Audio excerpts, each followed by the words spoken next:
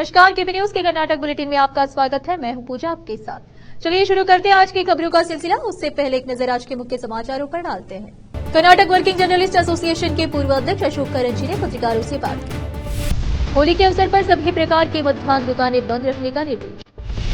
सिद्धरामैया ने महाराष्ट्र के मुख्यमंत्री से सूखा प्रभावित उत्तरी कर्नाटक के जिलों के लिए पानी छोड़ने का आग्रह किया। भले ही पीएम मोदी आए और कोशिश करें, कर्नाटक बीजेपी नेता के शर्मा। आपकी कर्नाटक इकाई ने दिल्ली के मुख्यमंत्री केजरीवाल की गिरफ्तारी के खिलाफ काला दिवस मनाया।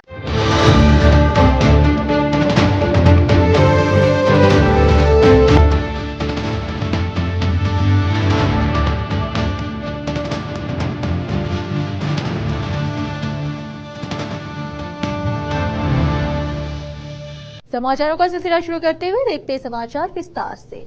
पहले देखेंगे स्थानीय समाचार। कर्नाटक वर्किंग जर्नलिस्ट एसोसिएशन के पूर्व अध्यक्ष अशोक करंजी ने आज शुक्रवार को शहर के पत्रिका भवन में एक पत्रिका गोष्ठी को संबोधित किया। अशोक ने विभिन्न मुद्दों पर बात करते हुए कुछ बातों को स्पष्ट किया। कैमरामैन पप्पुराज का कवरेज। ಬೀದರ್ ಜಿಲ್ಲೆಯ ಎಲ್ಲ ನನ್ನ ಪತ್ರಿಕಾ ಮಿತ್ರರು ಹಾಗೂ ಅಣ್ಣ ತಮ್ಮಂದಿರಿಗೆ ಈ ಪತ್ರಿಕಾಗೋಷ್ಠಿಗೆ ಸ್ವಾಗತವನ್ನು ಕೋರುತ್ತಾ, ಈಗ ನಮ್ಮ ಬ್ರದರ್ ಒಬ್ಬರು ಹೇಳಿದ್ರು, ನೀವೇ ಭವನ ಕಟ್ಟಿರಿ, ನೀವೇ ಪತ್ರಿಕಾಗೋಷ್ಠಿ ಮಾಡತ್ತೀರಿ, ಇದು ಯಾ ನ್ಯಾಯ ಅಂಥೇಳಿ. ಆದರೆ ಅಂಥ ಒಂದೊಂದು ಸಮಯ ಬರ್ತಾವ, ಕಟ್ಟಬೇಕು ಬೇಯ್ತದ, ನಾವೇ ಮಾತಾಡ್ಬೇಕಾಗ್ತದ. ಇವತ್ತಿನ ಪತ್ರಿಕಾಗೋಷ್ಠಿ ಮುಖ್ಯವಾಗಿ ನಾನು ಜಿಲ್ಲಾ ಕಾರ್ಯನಿರತ ಪತ್ರಕರ್ತರ ಸಂಘದ ಬೀದರ್ ಜಿಲ್ಲಾ ಅಧ್ಯಕ್ಷರಾಗಿ ಫೆಬ್ರವರಿ 2022ರಂದು ಹಾಗೂ ನನ್ನ ಎಲ್ಲ ಪದಾಧಿಕಾರಿಗಳು, ಕಾರ್ಯಕಾರಿಣಿ ಸದಸ್ಯರುಗಳು ಸೇರಿಕೊಂಡು ಸುಮಾರು 25 ಜನರನ್ನು ಆಯ್ಕೆ ಮಾಡಿದ್ದರು. 22 ಫೆಬ್ರವರಿಯಿಂದ ಒಬ್ಬರು ನಮ್ಮದೇ ಆದಂಥ ಒಬ್ಬರು ಪತ್ರಕರ್ತರು ಕೋರ್ಟ್ ಮೆಟ್ಟಲನ್ನು ಹತ್ತಿದರು. ಅದು ಏಪ್ರಿಲ್ ತಿಂಗಳಲ್ಲಿ ಮಾನ್ಯ ನ್ಯಾಯಾಲಯ ಅದಕ್ಕೆ ಒಂದು ತೀರ್ಪನ್ನು ನೀಡಿತು. ತೀರ್ಪಿನ ಆದೇಶ ನಂತರ ನಾವೆಲ್ಲ ಜಿಲ್ಲಾ ಅಧ್ಯಕ್ಷರಾಗಿ ಪ್ರಮಾಣ ವಚನವನ್ನು ಸ್ವೀಕರಿಸಿದ್ದೇವೆ ಹಾಗೂ ನನ್ನ ಎಲ್ಲ ಸಹೋದ್ಯೋಗಿಗಳು ಕೂಡ ಪ್ರಮಾಣ ಪತ್ರವನ್ನು ವಿತರಣೆ ಮಾಡಿ ಅವರಿಗೂ ಒಂದು ಪ್ರಮಾಣ ವಚನ ಸ್ವೀಕರಿಸಿದ್ದಾರೆ. ನಂತರ ಈ ಪತ್ರಿಕಾ ಭವನವನ್ನು ಉದ್ಘಾಟನೆ ಮಾಡಬೇಕಾದರೆ, ಯಾಕೆಂದರೆ ಇದು ಪತ್ರಿಕಾ ಭವನ ನಿರ್ಮಾಣ ಆಗಿದ್ದು ಕರ್ನಾಟಕ ಕಾರ್ಯನಿರತ ಪತ್ರಕರ್ತರ ಸಂಘದ ಪ್ರಯತ್ನದಿಂದ ಈ ಭವನ ನಿರ್ಮಾಣ ಆಗಿದೆ. ಇದಕ್ಕೂ ಕೆಲವೊಂದು ಸಣ್ಣ ಪುಟ್ಟ ಒಂದು ತೊಂದರೆಗಳು ಬಂದಿವು. ಅದಕ್ಕೇನೋ ಬಗೆಹರಿಸಿ 7th ನವೆಂಬರ್ 22ರಂದು ಉದ್ಘಾಟನೆ ಮಾಡಿದ್ದೀವಿ. त्योहारी सीजन के दौरान किसी भी अप्रिय घटना को रोकने के लिए कानून और व्यवस्था बनाए रखने के हित में बीदर, हुमनाबाद, बसवा कल्याण, औरादबी, कमल नगर, हुलसूर में शांतिपूर्ण ढंग से होली मनाने के लिए कर्नाटक उत्पाद शुल्क अधिनियम 1965 की धारा 21 द्वारा प्रदत्त शक्तियां नियुक्त की गई है। जिला कलेक्टर गोविंद रेड्डी ने 24 मार्च को शाम 5 बजे से सभी प्रकार की मद्यान्न की दुकानों को बंद करने के और मद्यान्न की बिक्री पर प्रतिबंध लगाने का आदेश दिया है।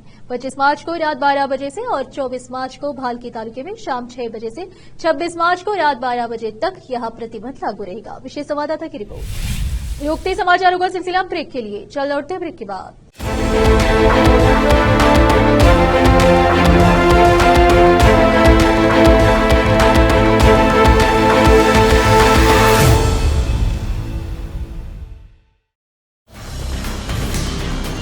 In हिंदुस्तान के हर कोने में हम हैं मौजूद। 24 घंटे हालात पर गहरी नजर, खबरों से जुड़े चुपते सवालात, और आपको दिखाता है धार्मिक, सामाजिक, राजनीतिक, लोकल और इंटरनेशनल न्यूज की सबसे बेहतर कवरेज, जो आपको रखती है हर पल बाखबर। देश और दुनिया भर की खबर के लिए देखते रहें केपी न्यूज 24/7। ब्रेक के बाद आपका स्वागत है। आइए देखते हैं राज्य के अन्य समाचार। मुख्यमंत्री सिद्धरामैया ने अपने महाराष्ट्र समक्ष एकनाथ शिंदे को पत्र लिखकर उत्तरी कर्नाटक में मनुष्य और पशुधन दोनों की जरूरतों को पूरा करने के लिए वारणा कोयना बांध से कृष्णा नदी और भीमा नदी में पानी छोड़ने का अनुरोध किया। पत्र में संबंधित अधिकारियों से वारणा कोयना जलाशय से कृष्णा नदी में 2.00 टीएमसी पानी और उज्जनी जलाशय से भीमा नदी में 1.00 टीएमसी पानी तुरंत छोड़ने का अनुरोध किया गया है। शिंदे को लिखे अपने पत्र में कर्नाटक के सीएम ने कहा कि मानसून का मौसम अभी भी दूर है और आने वाले महीनों में बारिश की कोई संभावना नहीं है। वर्तमान में कर्नाटक के उत्तरी जिले मानसून की विफलता के कारण गंभीर सूखे की स्थिति का सामना कर रहे हैं। जलाशयों का भंडारण काफी कम हो गया है, जो मानव और पशुधन की घरेलू जरूरतों को पूरा करने के लिए अपर्याप्त है। मानसून का मौसम काफी दूर है और इसकी कोई संभावना नहीं है। कर्नाटक के मुख्यमंत्री ने लिखा, मानसून की शुरुआत से पहले आने वाले महीनों में किसी भी संभावित वरिष्ठ भाजपा नेता के एस ईश्वरप्पा, जिनके बेटे को पहले हावेरी गदग लोकसभा सीट से टिकट देने से इनकार कर दिया गया था, उन्होंने कहा कि वह स्वतंत्र रूप से चुनाव लड़ेंगे और चुनाव जीतेंगे, भले ही प्रधानमंत्री नरेंद्र मोदी आए और मन बदलने का प्रयास करें। जब ईश्वरप्पा शिवमोगा में एक सार्वजनिक सभा में बोल रहे थे तो एक महिला समर्थक ने उनसे एक सवाल किया और पूछा कि क्या पीएम मोदी उनके घर आएंगे और उन्हें स्वतंत्र रूप से चुनाव लड़ने के खिलाफ मनाने की कोशिश करेंगे। उन्हें जवाब देते हुए कर्नाटक के पूर्व मंत्री ने कहा, समर्थकों की सभा में मैं आपको आश्वस्त करना चाहता हूं कि अगर मोदी मेरे घर आने का प्रयास भी करते हैं तो मैं उनका मनोरंजन नहीं करूंगा। मैं अपने समर्थकों या कार्यकर्ताओं का अनादर नहीं करूंगा और मुझे विश्वास है कि मैं सफलतापूर्वक चुनाव लड़ूंगा और विजयी होऊंगा।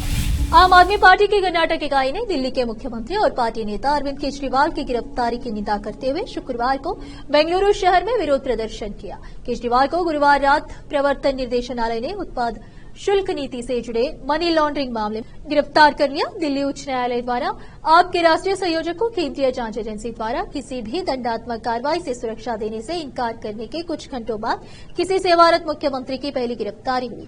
आपके राज्य इकाई के अध्यक्ष एच.एन. चंद्रशेखर, जिन्हें मुख्यमंत्री चंद्रू के नाम से जाना जाता है, के नेतृत्व में पार्टी कार्यकर्ताओं ने फ्रीडम पार्क में काला दिवस मनाया। फिर से रुकते समाचारों का सिलसिला एक ब्रेक के लिए, जल्द लौटते हैं ब्रेक के बाद। हिंदुस्तान के हर कोने में हम हैं मौजूद। 24 घंटे हालात पर गहरी नजर, खबरों से जुड़े चुपते सवालात, और आपको दिखाता है धार्मिक, सामाजिक, राजनीतिक,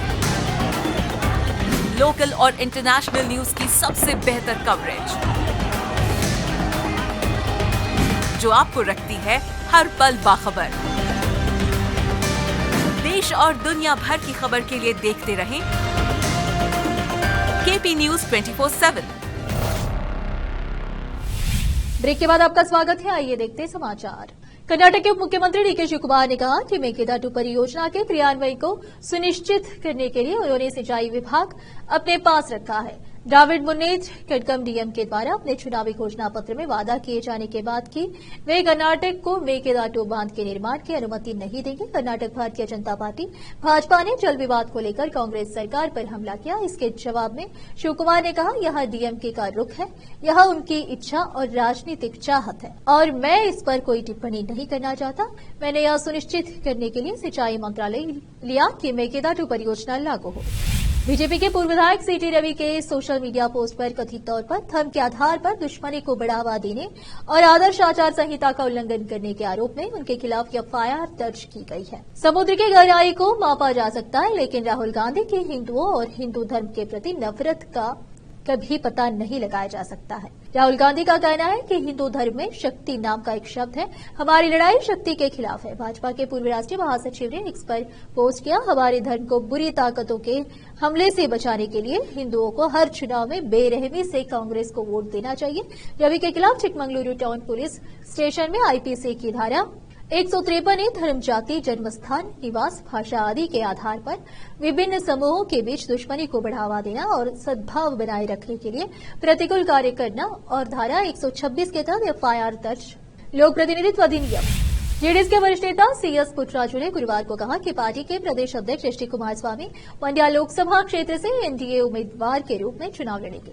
हालांकि अभी तक कोई आधिकारिक घोषणा नहीं हुई है, लेकिन दोनों गठबंधन सहयोगियों भाजपा और जेडीएस के बीच क्षेत्रीय पार्टी को सीट मिलने और पूर्व सीएम कुमारस्वामी के उम्मीदवार होने की अटकलें तेज है।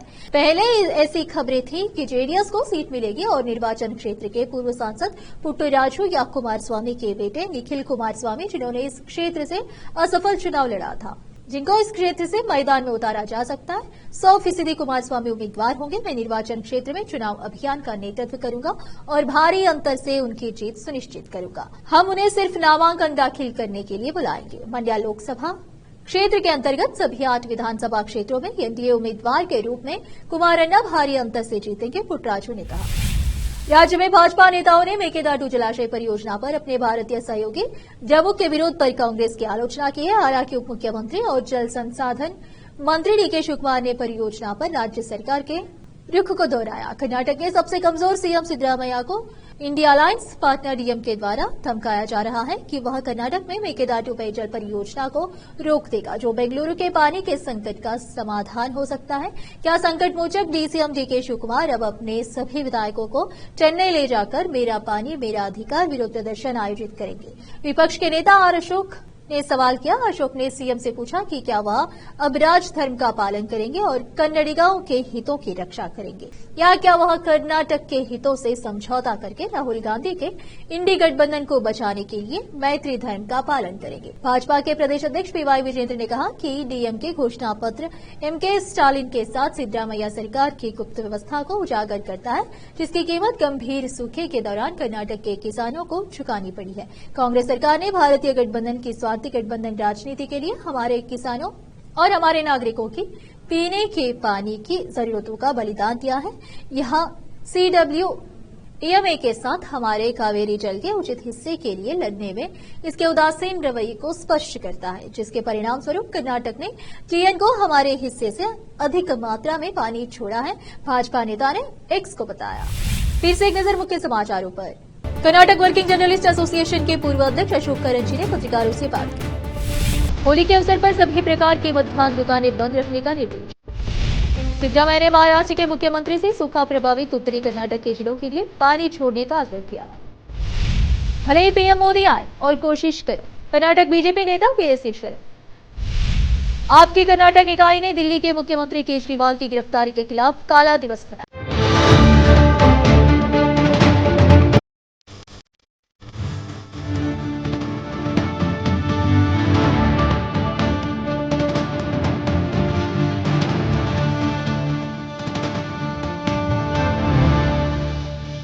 केपी न्यूज के कर्नाटक के बुलेटिन में आज इतना ही। आप देख रहे थे केपी न्यूज का कर्नाटक बुलेटिन। अन्य समाचारों के लिए जुड़े रहे हमारे चैनल से। केपी न्यूज 24/7 से धन्यवाद।